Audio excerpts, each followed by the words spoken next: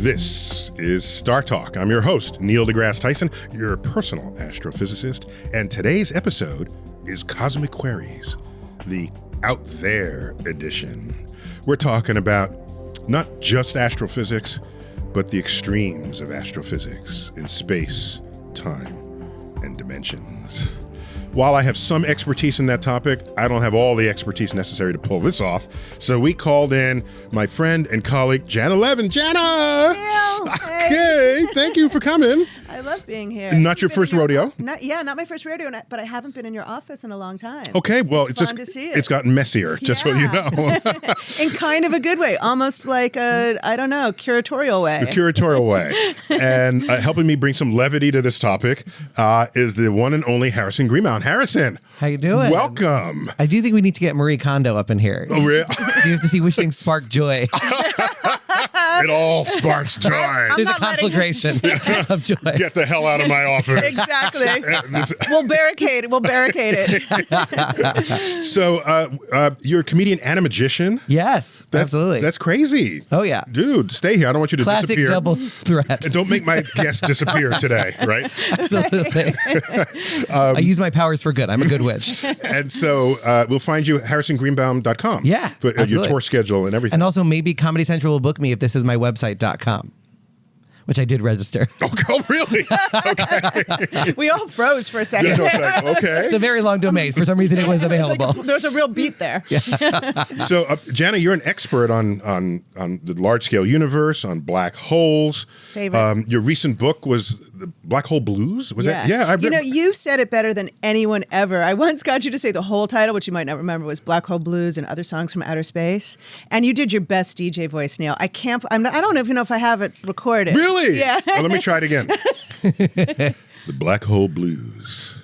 Wait. And Other Songs from Outer Space. And other songs from The Black Hole Blues and Other Songs from Outer Space. Does that work for you? Okay, really you got working that. For me. Put that on your ringtone. Exactly. I'm a big fan of the blues in general, so I was enchanted by the title. So Harrison, if you remember, this is also not your first rodeo, but you're not a regular on the show. For Cosmic Queries, we solicit questions from our fan base through all the social media channels and then some. And you, the co-host, are the only one who's seen these questions. I haven't seen them. Janna hasn't seen them. And you're just going to read them.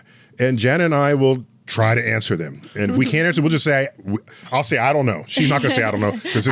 I might just make some stuff up. Make some stuff up. Who's going to call your stuff. Maybe I'll call you out on it. By then I'll be home.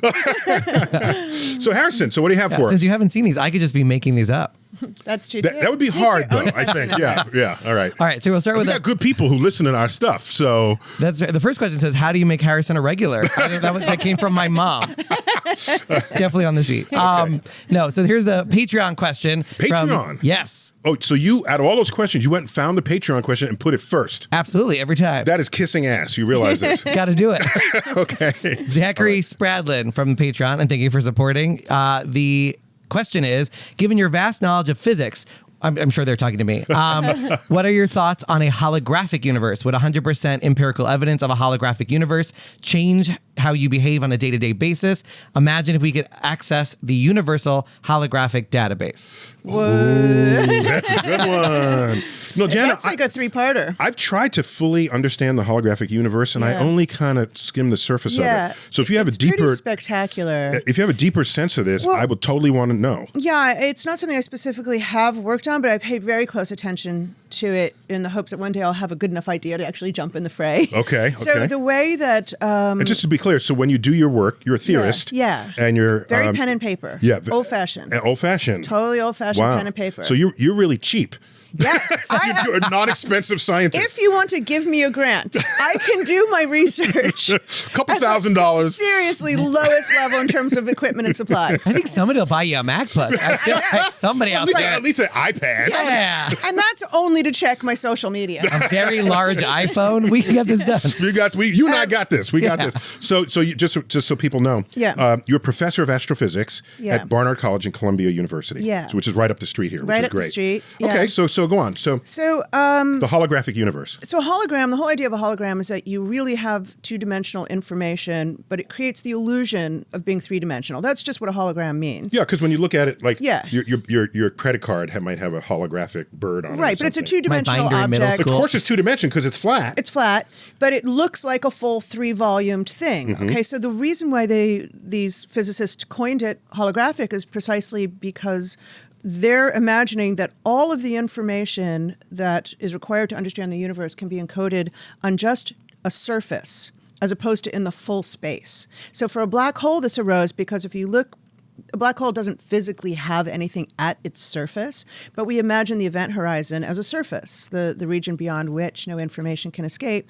And the idea was that everything about the black hole, that all the information the black hole could possibly contain, is equivalent to the amount of information that can be packed on the surface and nothing more. And you cannot, and they've proven this over many years, back since Hawking, you cannot have more information than the information you can pack on the surface. And the reason why this You're saying more information can't get into the black hole than can be stored on the surface of the event horizon. Yes, you can prove that the information content of the black hole scales like the surface area of the black hole, the event horizon, and not like the volume. And so the idea would be, well, we could maybe make an object. He's shaking his head. Yeah, I saw did that calculation. I used to have those hologram stickers of like cats. Yeah. Does that get me anywhere close to understanding? So it's one thing to kind of think about that, but then it took really years before people like Leonard Susskind started saying, "Oh wait, he's a physicist at he's a physicist Stanford? at Stanford and just an incredibly creative thinker." And Leonard Susskind. Yeah, and great New Yorker from the Bronx, was a plumber's Bronx son. in the house. Yeah.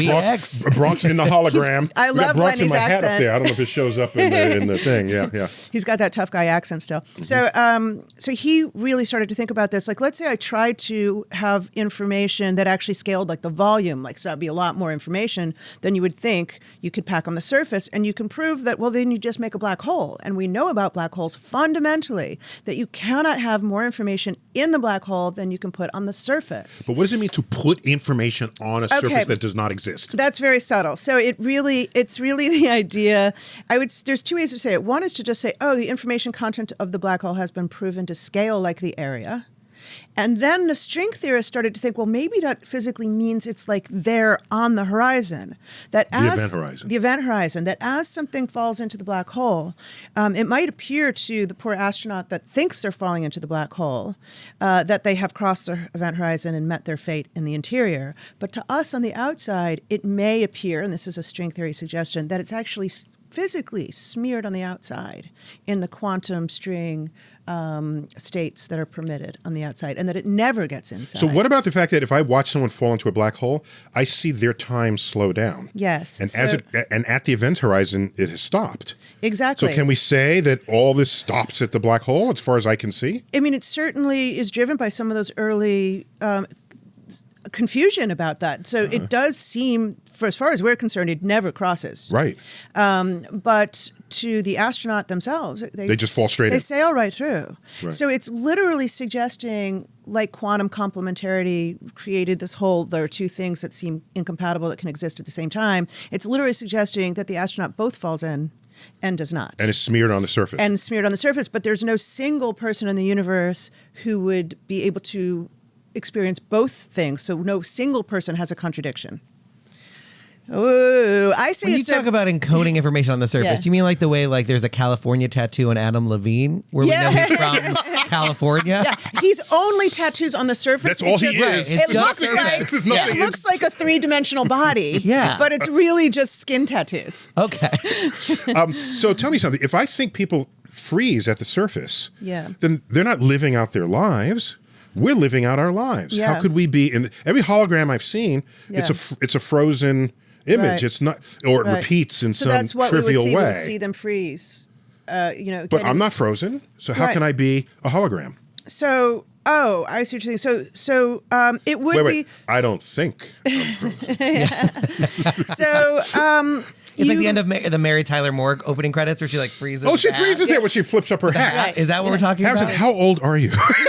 I have no age. We're just a fan of Mary Tyler Moore. How do you That show's get been off the air access? since We're at the edge of a black hole, so my life is just stopped. 1872. That show has been off the air. Just want you to know. So I would say the idea that holograms are frozen is just a technology problem. You certainly could make a hologram that was updating the information on the surface and therefore moving in time. So it doesn't have to be frozen to be a hologram, but it does have to be two-dimensional and nonetheless appear three-dimensional. Why can't we be a three-dimensional hologram of a four-dimensional space? That's good, right? That's not bad. If a hologram is one dimension less. Yes, it could be the case, and there's definitely. And are we four dimensions? Three space and one time? Yeah, so there. Don't go back on us on that one. I'm not going back on you on that one, but there is some confusion about that time dimension. But whether it behaves as a space dimension. It clearly does to some extent. Full-blooded but space to some dimension. extent it doesn't, because I can turn left and right. But I can't go in space. Yeah. But I don't think my car has that setting. But I can't go forward and backward in time, right? So I can't do both directions in time. You have mobility in space coordinates. And I can not in see your time. things in both directions. I can see something to the right and I can see something to the left. I can see something in the past as the light travels across the universe and gets to me, but I cannot see something from the future. So we are prisoners of the present, forever trapped between a past we cannot access and a future we cannot see. You're such I think that's the new opening to the Twilight Zone.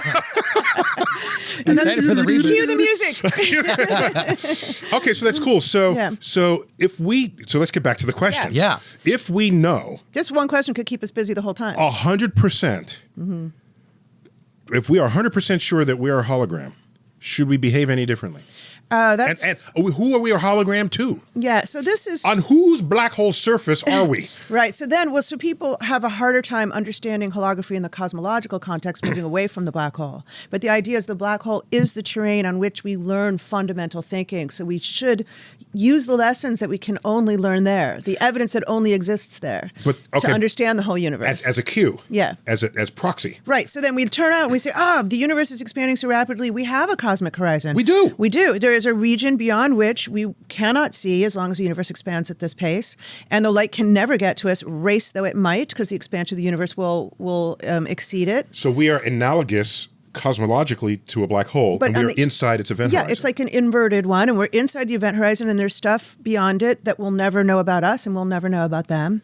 And so can we make a holography of that? And then, yes, can I make a holography of just you and I? But you see, we have so much less information than the maximum we could pack on us that's why we haven't tested whether or not we're holographic animals. So holography requires a more sophisticated thing than just like printing words in a book, which is not holographic, but it's way less than the maximum amount of information than you can pack. And the hologram is an example of packing a lot more.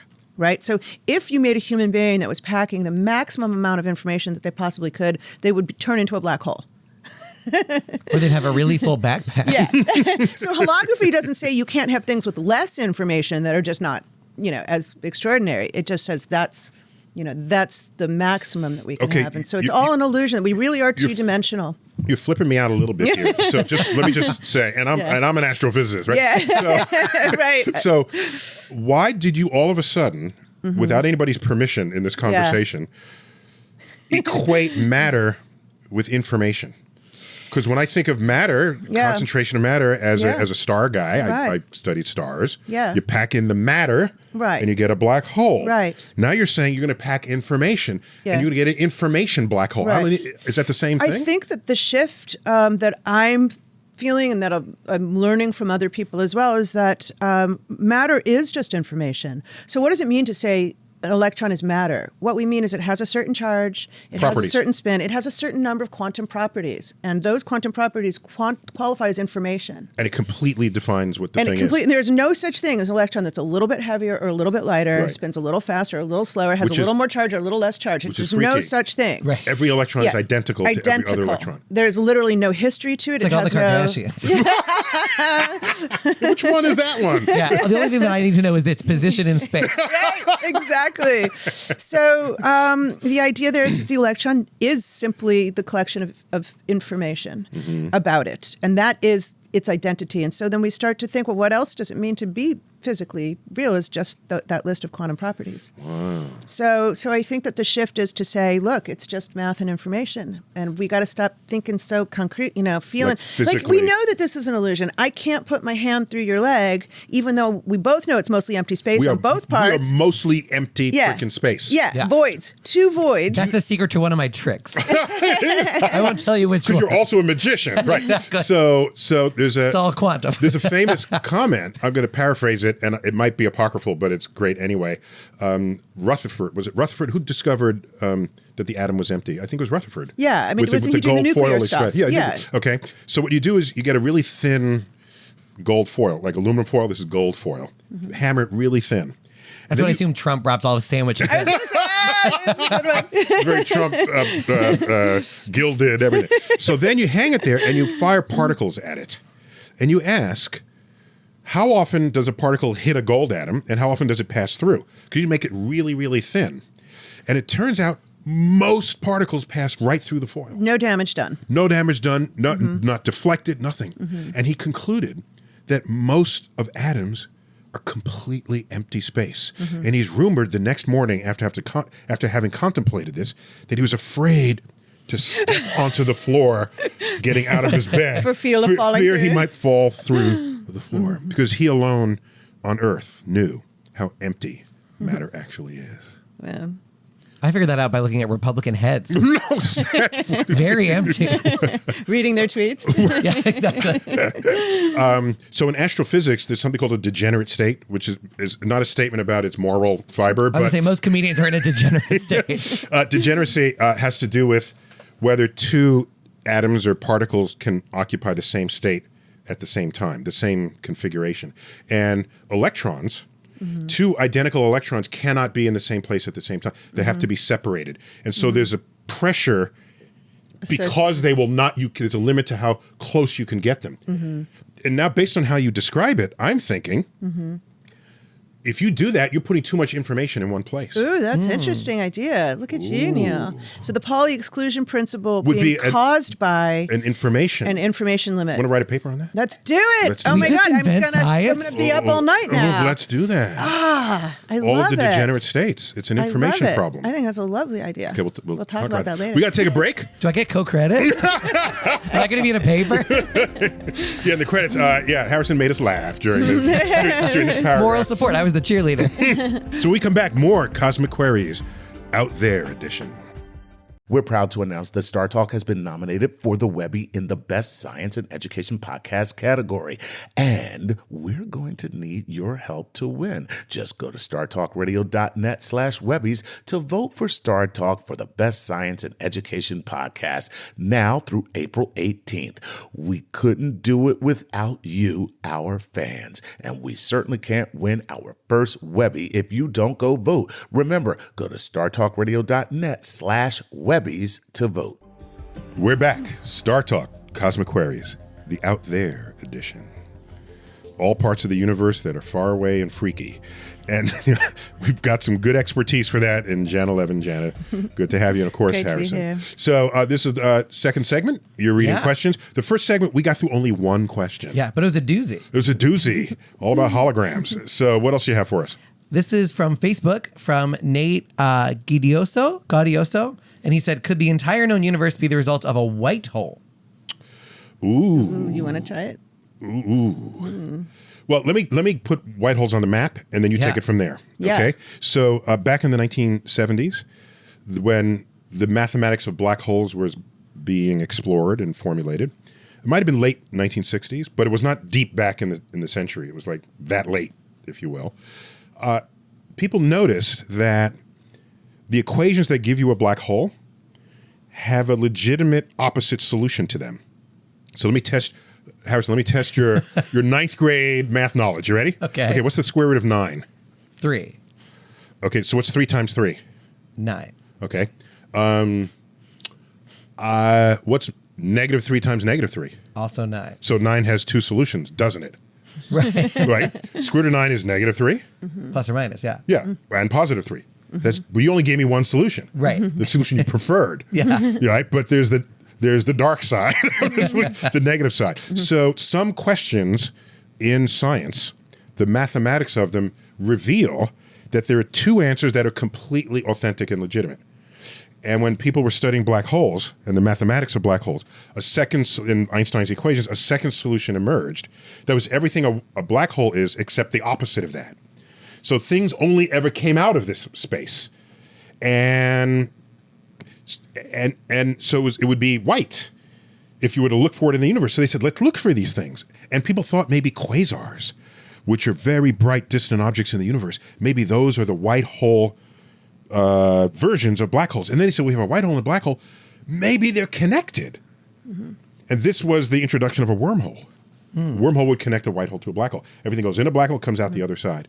So we looked for the properties of a white hole. Quasars did not satisfy those properties, and we kind of gave up on them.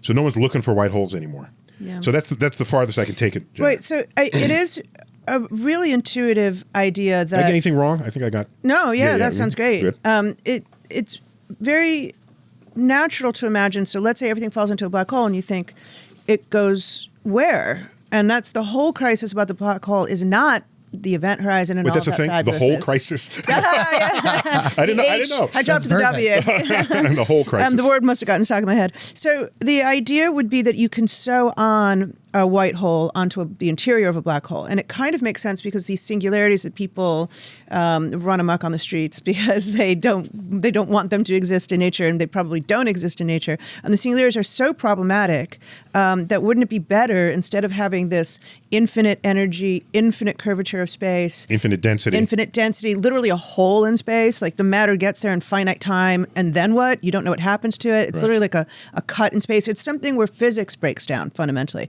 So people had the idea, well, let's get rid of the singularity and sew the black hole onto the Big Bang, which is also a singularity.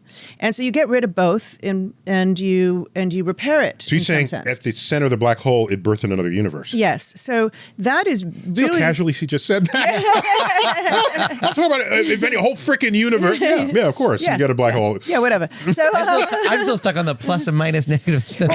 What I love the most about that is it means that the black hole, small as it might be on the outside, so let's say our sun became a black hole by some intervention, because it wouldn't naturally collapse to a black hole. It's not big enough. But if it were, it would be only about 6 kilometers across.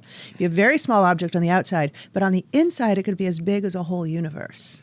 So it's like Doctor Who's TARDIS. I was about to say, I was so excited. I was like, that really sounds like a TARDIS. Yeah, it's hitting the geek buttons right there. It's bigger on the inside than the outside suggests. And one way it could be big is it could be a whole Big Bang. It could be a whole universe. Now, the reason that's sort of fallen out of favor is because there are reasons to suggest that if that were true, that the universe would become very unstable to these things. Because if there's just some random probability for a black hole spontaneously creating a universe in its interior, it would be, even though seemingly unlikely, it would just be such a, what's the word I'm looking for, such a enormous proliferation of them that it would actually make the world unstable. And so it's sort of fallen out of favor. No, it depends on who you ask. There's enough instability in the world. I'm all writing this for my new screenplay called White Hole. So some old-fashioned relativists who only think about space and time still like the idea. Relativist is someone, an expert on Einstein's relativity. Yes, yeah. and studies primarily space-time.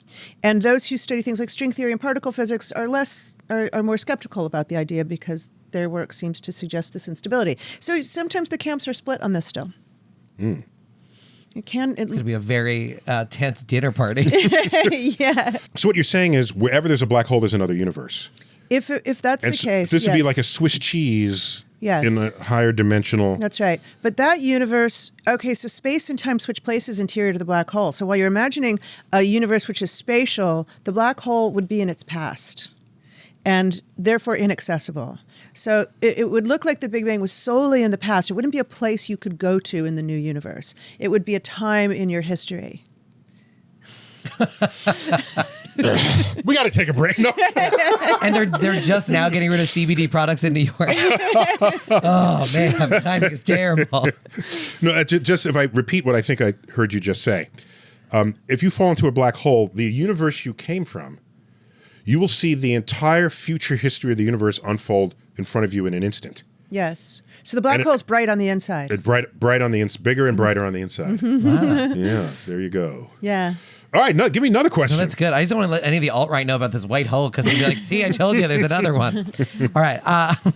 This is from a Patreon candidate, Frank, contributor, Frank Kane, which I think, is he related to Bob Kane? That's the guy who made Batman. Probably not, but Batman shout out. What's your take? Probably not. Yeah, okay. But if a whole universe can come out of a black hole. Plus, he's the Batman. All bets are off. That's true. The Batman, right? What is your take on negative mass? I've read that if it exists, we can hold open wormholes, travel backward through time, make a warp drive, and all sorts of crazy stuff. If the mass set is possible, do you think that means it really is possible? Ooh. So start there first. Yeah. If you have a mathematical understanding of a theory that is working, does everything that comes out of the math have to be true? I mean, we don't obviously know the answer to that question, but it does seem like nature always finds a way. I mean, we've been sitting here talking about black holes. Yeah. Right. So black holes were originally just a thought experiment on paper, and Einstein thought nature would protect us from their formation. He didn't actually think they were real. He thought the math was accurate and beautiful and interesting and important, but not that it could possibly He could have form. predicted black holes, and just the idea was so preposterous. He literally put it. He literally said, "Oh, there's much more important things to think about right now." And the fact that nature figured out a way to make them by killing off a few stars is just kind of amazing. And it seems to happen over and over again. These seemingly implausible concepts end up being challenged by our limited. Our limited intuition is challenged by nature actually doing it. So the point is, the universe is big enough with enough things happening that even a completely rare thing is going to happen. Yeah. Or unlikely thing. Now, I'm going to contradict myself and say now if I'm playing devil's advocate, I would say, the square root of 2. You asked about the square root of 9. The square root of 2, I would say, doesn't exist in physical reality as far as we know. It's only in our minds that it exists. Right. I can't make anything that has length square root of 2 because it will eventually end at some finite digit, which is an approximation of square root of 2, but it's not square root of 2. The decimals go on forever, like pi.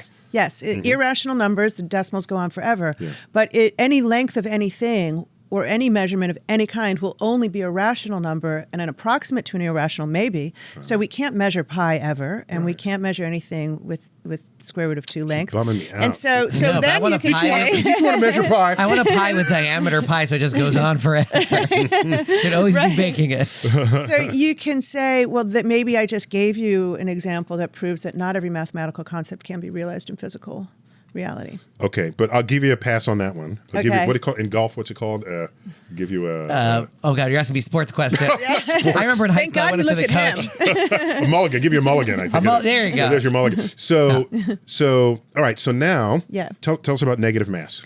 So negative mass is problematic. Does it exist in anybody's formula? Not that we know of.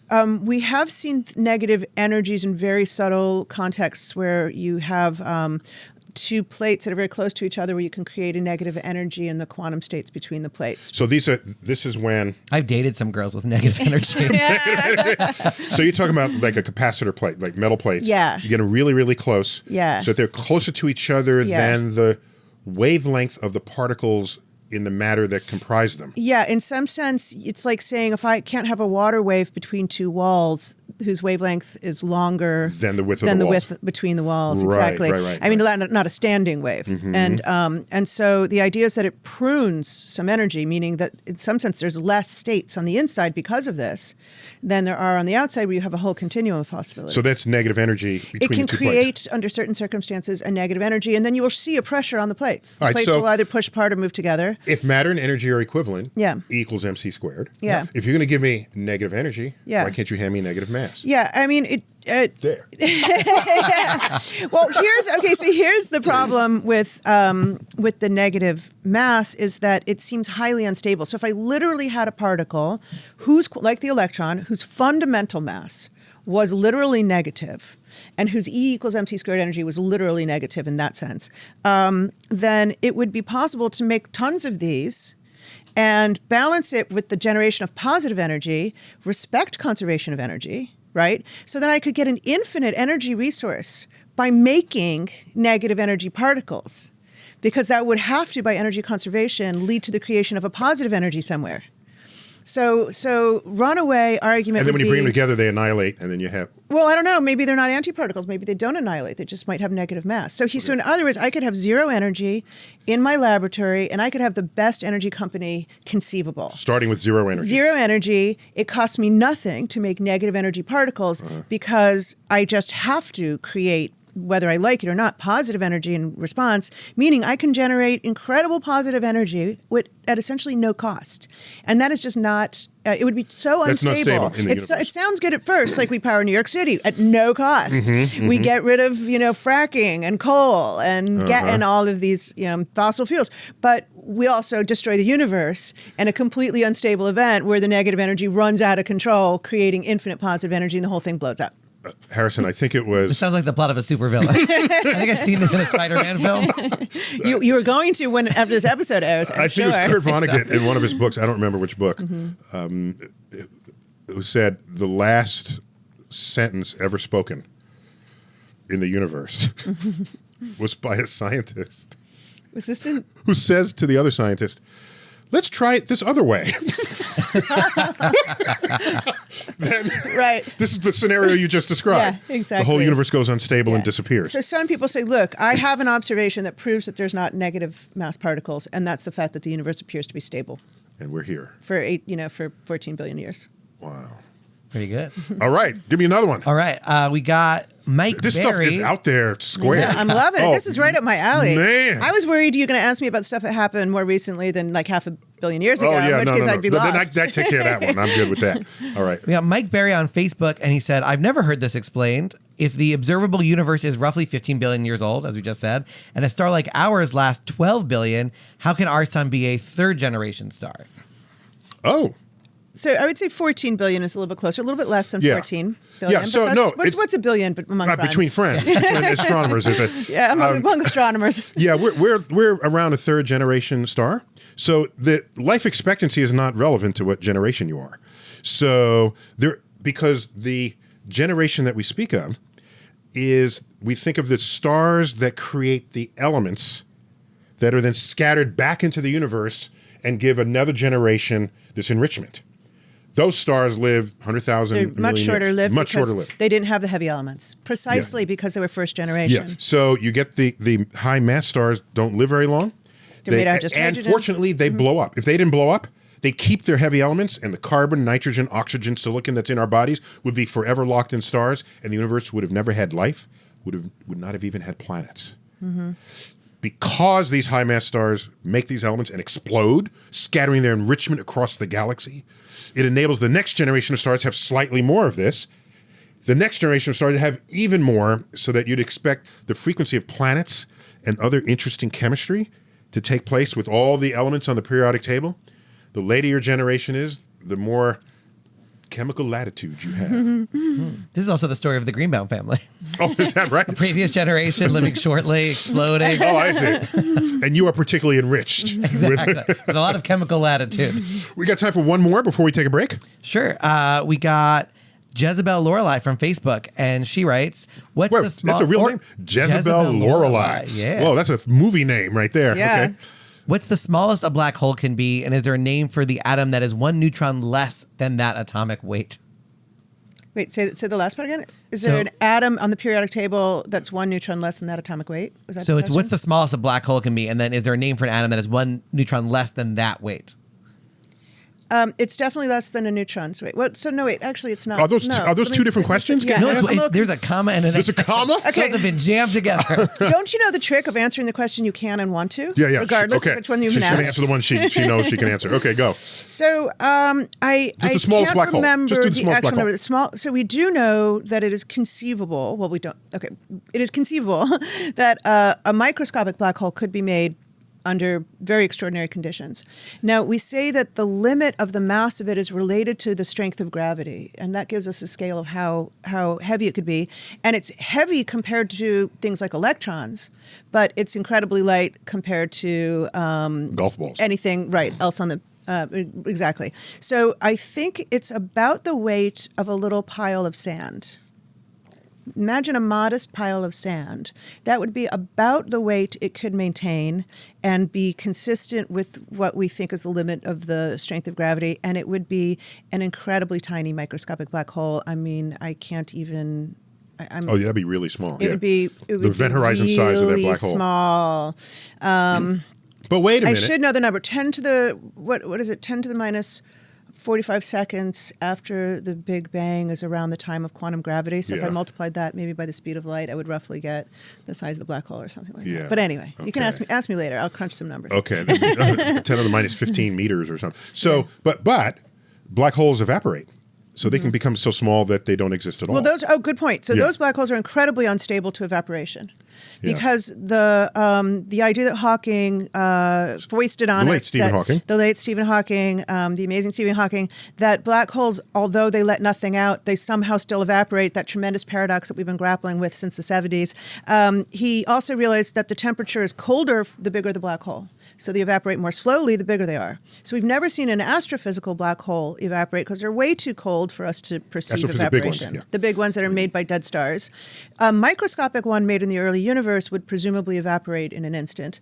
And so people have looked for that. They've looked for little explosions, high energy explosions in the very early universe to see if they were primordial black holes. Small bursts. Yeah, we haven't found them though. Yeah.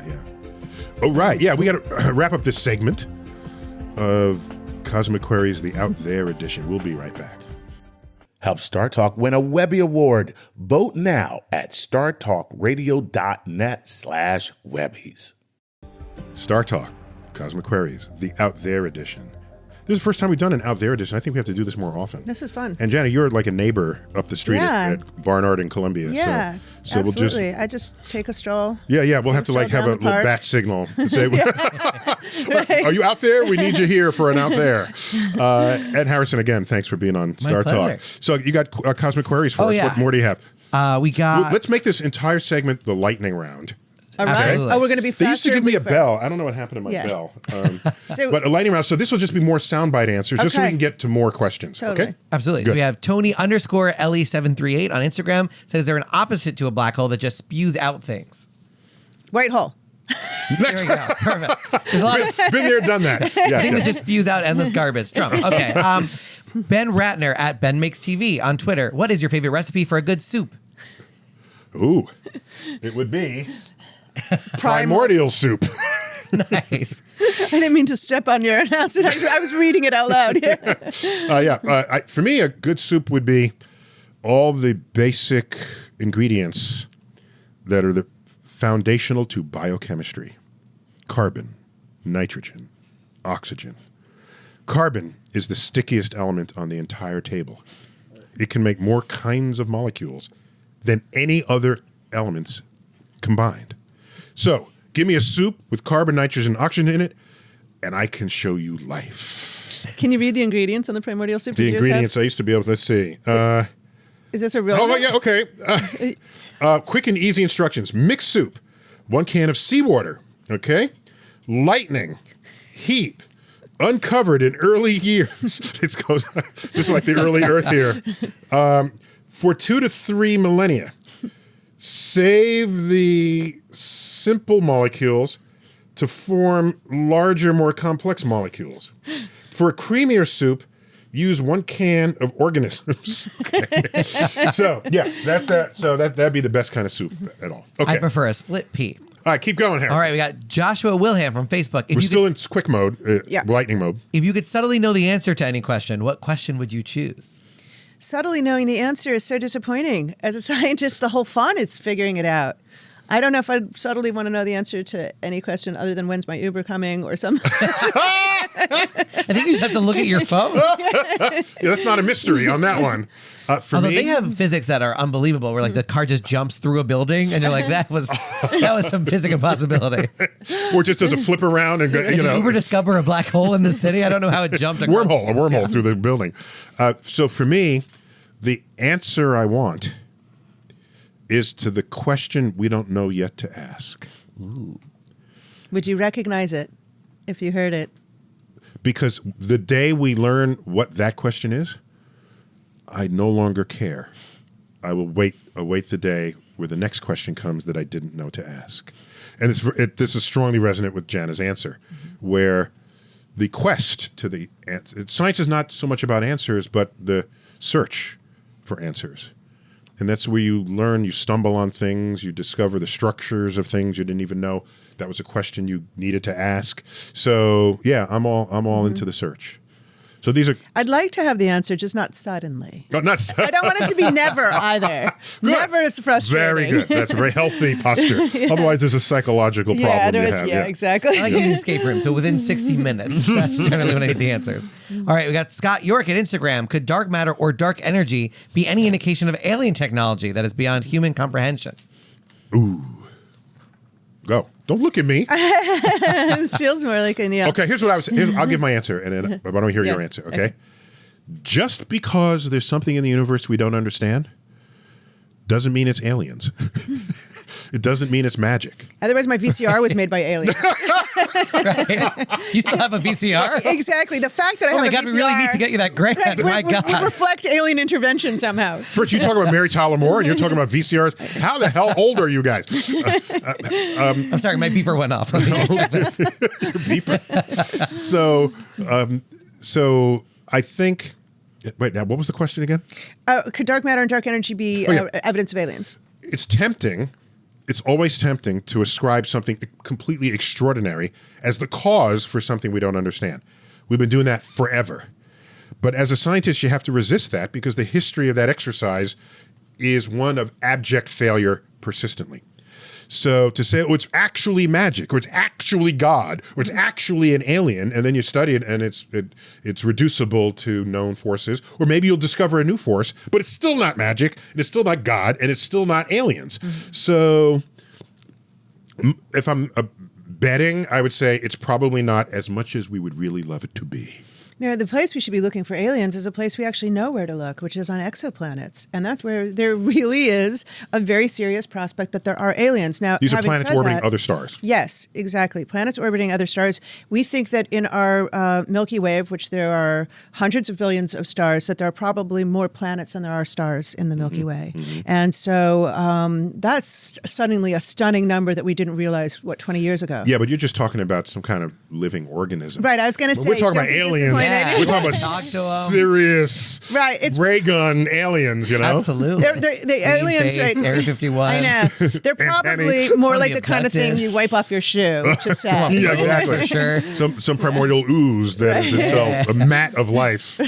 That's you're so unfun with that. It's true, but unfun. Who knows? A book that says how to serve man, but turns out it's a cookbook. All right, Kate Fudge from Instagram. How many black holes are there? Kate Fudge? Kate Fudge. Oh, Kate Fudge. Oh, excuse me. I thought you said Kate Fudge. Somebody's hungry. All right. How many black holes are there? So in our galaxy, we just said that there are a few hundred billion stars in our galaxy. About 1% of them at the end of their lives are going to be big enough to collapse all the way through to become black holes. And so that's a lot. Right? Yeah, 1% of 100 billion is a billion black holes. It's a billion black holes. Yeah. And in addition to that, we know that there are tens of thousands of black holes around the supermassive black hole at the center of our galaxy. So the center of our galaxy harbors a black hole a few million times the mass of the sun, and it has tens of thousands of black holes specially segregated around it. So that's just our galaxy. Now you're saying in the observable universe there are as many galaxies as there are stars in the Milky Way. You got a lot of black holes out there. And all evidence shows that every red-blooded galaxy like the Milky Way has got a supermassive black hole in its center. Yeah. So we've got hundreds of billions of those, and hundreds of billions times a billion of the smaller ones. Surrender now. Oh my God. It's like the worst Milky Way. Like the Milky Way candy bar that's realistic, has a black hole in the middle of it. Yeah. No, thank you. On the black hole tangent, Jeek.2 at Instagram wrote, can a black hole eat another black hole? And if so, would it contribute to its growth? Absolutely. Like a Pac-Man theory of black holes. Absolutely. One of the most... Pac-Man? Wait, your references are so... Pac-Man! Classic. Oh, I love it, but I have to make fun of it because we got... Sure. Can we come to your house and see what you've got the setup there? This is I've done a couple of 80s escape rooms recently, so it's on my mind. Do you have a cell phone? All right. It's very large. Wait, what was the question? Oh, yeah, black holes eating other black holes. That is one of the most exciting things that's happened this century is the direct recording of the sound of space-time ringing happening due to the collision of two black holes, which, if you want to call it them eating each other, you could. They merged and they created a bigger black hole. So each one was about 30 times the mass of the sun. And so we know that there's a black hole out there in that rough direction, as far as we could ascertain, that is 60 times the mass of the sun. And yes, they get bigger. They get bigger by almost as much as you would think. The energy that they lost in terms of like literally E equals mc squared energy that wasn't the sum of the parts came out in this ringing of space-time. And it was recorded by LIGO, this fantastic instrument. It happened in, it's a new window to the universe that's measuring the ripples in the fabric of space rather than the ripples in the energy of light. And this is what Black Hole Blues was all about. I was writing it while they were on this campaign. Yeah, and they hadn't succeeded while I was writing it. And I was really writing it precisely ties in with what we were talking about earlier, about the pursuit. And, it was 50 long years that they strove to build this instrument and make this detection. Wait a minute. The title of your book is Black Hole Blues. Is that because you didn't think they would find it? Yeah. And then they found it, and now your book has the wrong title. Yeah. So amazingly, Ray Weiss, who won the Nobel Prize alongside Kip Thorne and Barry Barish for that discovery, said to me about a month before the detection occurred, if we don't detect black holes, this thing is a failure. And so I got the title really thinking about Ray saying that he's now in his 80s. He started this as a young man, and it was the Black Hole Blues. But they told me well before the book came out, they told me about the detection. So I didn't want to rewrite it because I think it is all about the pursuit, but I do have a lovely close where they make the discovery. Okay. I didn't get to that close yet in your book. Okay. Now I'm going to go ahead to find it. Right. All right. Give me more. Mm-hmm. All right. We got Michelle Akampora from Facebook. If everything is supposed to be expanding away from each other, how come our galaxy is on a collision course with Andromeda? Okay. I got this.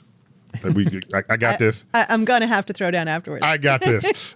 So the expansion of the universe is, think of it as a stretchy fabric that and it doesn't matter where you are, you'll think you're at the center of that stretching and you'll see objects moving away from you in every direction. Objects that are near you will not be moving away as fast as objects that are farther away. Because let's say for every meter, it stretches 10 centimeters, okay? Well, that means at 2 meters, it stretches 20 centimeters. At 3 meters, it's 30 centimeters. That's how stretching works in the fabric. So all galaxies have speeds relative to each other. If you have a nearby galaxy, it's going faster than the stretching speed of the universe in this in the space near me. So my gravity overcomes anything the universe is doing for things nearby. So nearby galaxies are going on like the universe is not expanding. They don't really care. Mm-hmm. Their gravity is strong enough to create motions that overcome the expansion of the universe itself. But we're not going to collide with a distant galaxy because the stretching of the universe is taking us away faster than that can ever happen.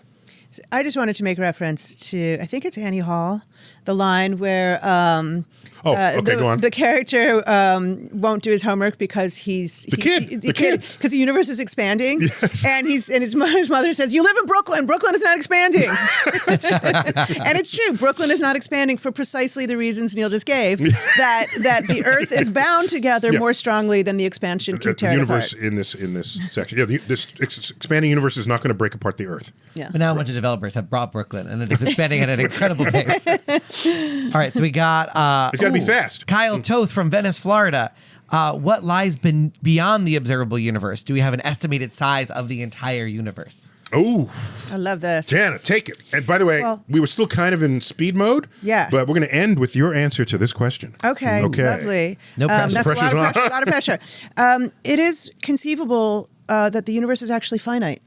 In the same sense that the Earth is finite. If I leave New York City and I walk in as straight a line as possible, and I go for as long as I possibly can, I come back to New York City again.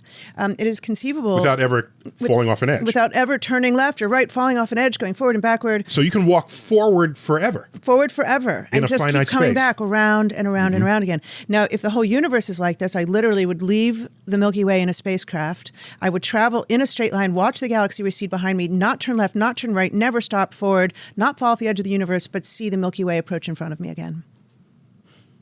Wow. How many podcasts? We need a mic drop on that. Wait, here. There you go. Did you hear it?